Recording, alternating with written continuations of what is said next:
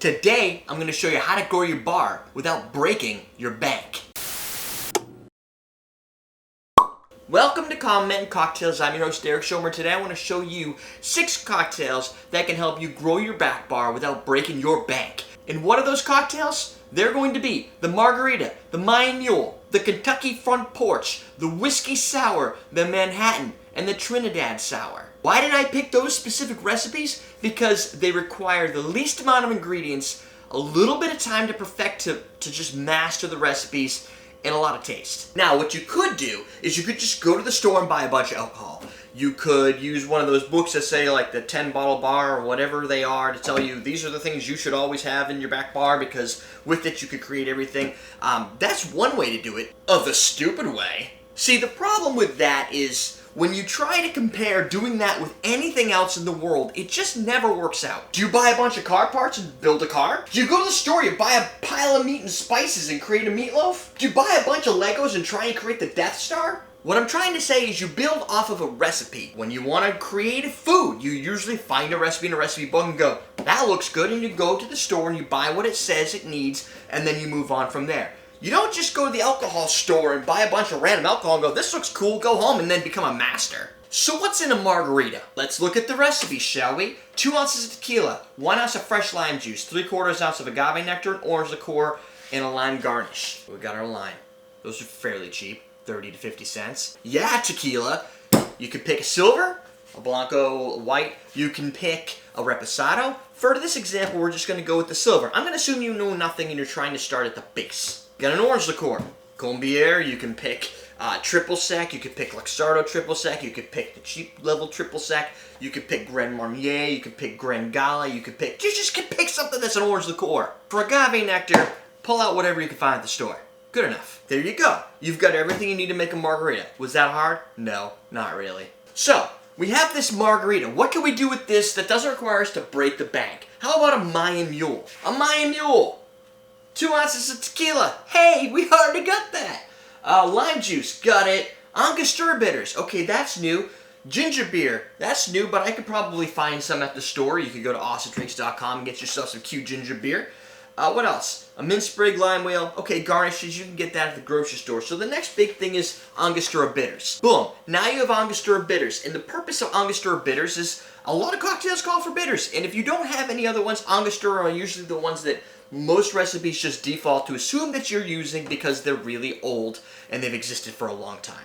You can find Angostura bitters at most stores that carry some sort of spirit alcohol in New Hampshire, the grocery store, or awesomenedrinks.com. Let's get wicked hard with this one.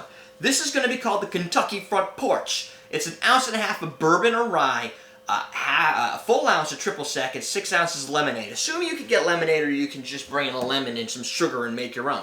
But now what you're going to need is you're going to need some rye or some bourbon. So I've got Sazerac rye here. You can pick your favorite rye or bourbon. Now you can create the Kentucky Front Porch, the Mayan Mule, and the Margarita.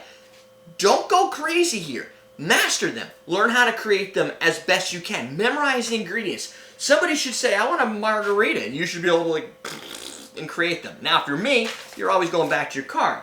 For that, I suggest you get yourself a banger book. Write these 5 recipes, 6 recipes down, and start from there. So what can you do with that next? I would say a whiskey sour would be nice. A whiskey sour is lemon juice, so you're going to do 3/4 ounce of lemon, 3/4 ounce simple syrup, and 1.5 ounces of whiskey. You got your whiskey, you've got your lemon sours, and then you don't need anything else. That's really it. You simple syrup, boil some sugar, you're done. Next, let's go with the classics. We've got the Manhattan. The Manhattan is 1 3/4 ounce of whiskey. Already own it. 3/4 ounce of sweet vermouth. Oh crap, we need sweet vermouth. Fine.